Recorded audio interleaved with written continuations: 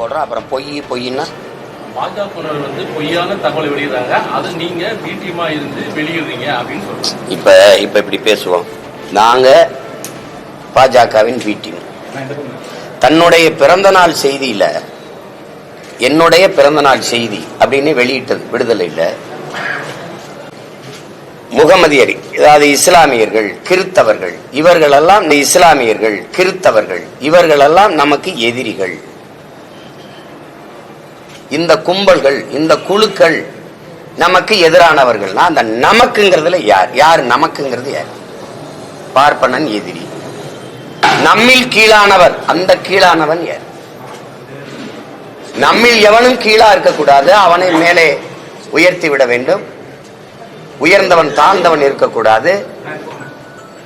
அதானே உங்க கோட்பாடு. சமதர்ம சமூகம், சமத்துவம், அதானே சமூக மாற்றம், அதானே சமூக முன்னேற்றம், சமூக சீர்திருத்தம்.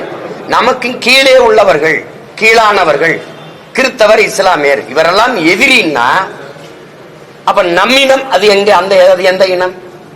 எந்த இனம்? நம்மில் கீழானவர்கள், நம்மில் கீழானவர்கள் அப்படின்னா இதைவிட கொடிய தீண்டாமை சிந்தனை ஏதாவது உண்டா?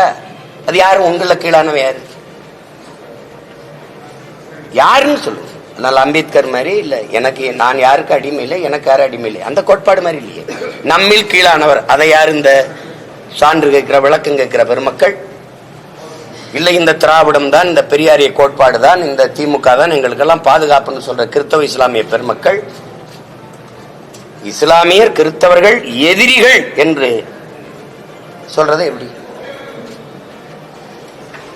இஸ்லாமியெல்லாம் படிச்சதுனாலதான் நமக்கு வேலை வாய்ப்பு குறைஞ்சு போச்சுன்னு சொன்னதை எப்படி ஏற்கிறீங்க? எப்படி எதிர்க்கிறீங்க? பார்ப்பனனுக்கு பயந்து நம்ம இஸ்லாமியர்களுக்கு முகமதியருக்கு அப்படி கூட சொல்ல, துலுக்கர்களுக்கு கொடுத்த இடஒதுக்கீடு சாணியில கால் வைக்கிறதுக்கு பதிலா பயந்துகிட்டு மலத்துல கால் வச்சதுக்கு சமமாயிருச்சுன்னு சொல்லி சொன்னதை நீங்க எப்படி பாக்குறீங்க?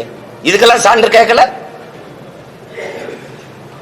தமிழர் அரசு தமிழ் தமிழர் என்று பேசுவதெல்லாம் பித்தலாட்ட கருங்காலிகள் பேசுனதுக்கு நீங்க சான்று கேட்கல. தமிழர்னு பேசுறதா இன துவேஷம், இன எதிரிகள்னா யாருக்கு எதிரி?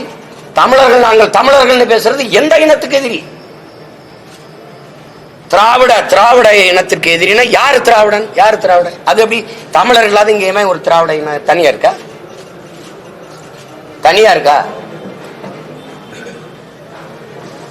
இதுக்கெல்லாம் ஏன் நீங்க சான்று கேட்கல? 3000 ஆண்டுகளா இருக்கிற உங்க தமிழ் தாய் உங்களை எல்லாம் படிக்க வச்சாலா அப்படின்னு கேக்குறீங்கல்ல? அப்ப 3000 ஆண்டுகளா நாங்க படிக்காமலையா வாழ்ந்துட்டு இருக்கும்போது அந்த அது மலம்னு சொல்றது இதெல்லாம் எப்படி வந்தது? படிக்க வைக்காம தான் வந்ததா? 63 நாயன்மார்கள் ஆழ்வார்கள் அவங்களாம் குப்பையா? இலக்கியத்துல பக்தி இலக்கியம் அல்லது ஏதோ ஒண்ணு, அதையெல்லாம் நீங்க குப்பைங்கிறீங்க.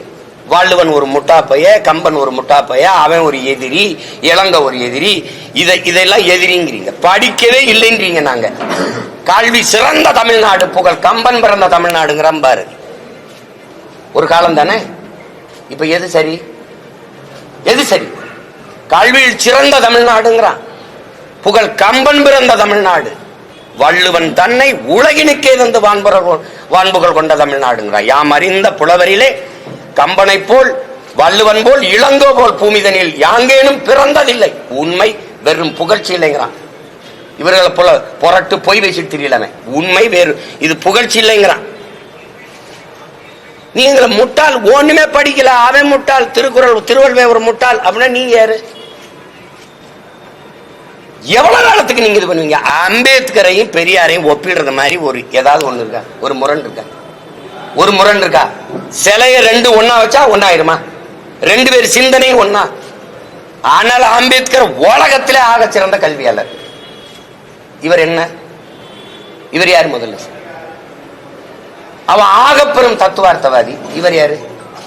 தான் தோன்றதெல்லாம் பேசிட்டு போற. அவன் உலக பொதுமைக்கான சித்தாந்தவாதி. வரலாற்றில் புறக்கணிக்கப்பட்ட இனத்தின் மக்கள் ஒரு நாள் தங்களுக்கான வரலாற்றை தாங்களே எழுதுவார்கள். அண்ணல் அம்பேத்கர் கோட்பாடு ஒரு சமூகத்திற்கா, ஒரு இனத்திற்கா, உலக பொதுமைக்கா? சொல்லுங்க. உலக பொதுமைக்கா? இழந்துவிட்ட உரிமைகளை பிச்சை கட்டு பெற முடியாது, போராடித்தான் பெற்றாக வேண்டும் போதிச்சது ஒரு இனத்திற்கா, ஒரு சமூகத்திற்கா, ஒரு நாட்டுக்கா, உலக பொதுமைக்கா, யூனிவர்சல் தாட்ஸ். நான் யாருக்கும் அடிமை இல்லை, எனக்கும் யாரும் அடிமை இல்லை. இது யாருக்கானது? அப்படி ஏதாவது ஒரு கோட்பாடு சொல்லுங்க.